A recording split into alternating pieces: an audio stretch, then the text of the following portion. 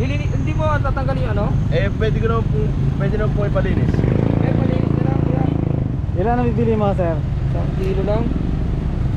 300 eh, mahal. Opo.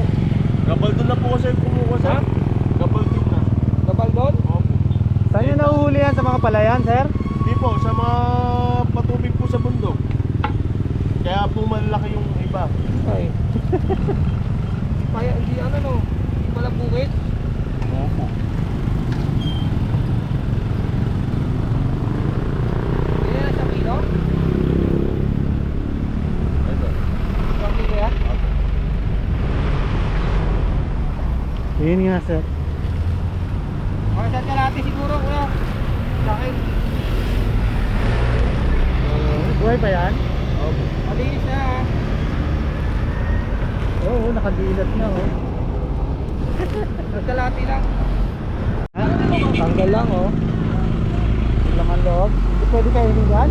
Wait. Pwede po.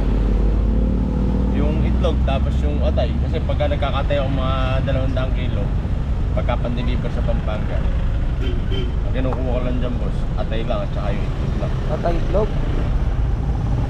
Tapos yung balat. Kasama na yan. Hindi, yung balat po, pang ano lang yun, kanchicharon lang yun.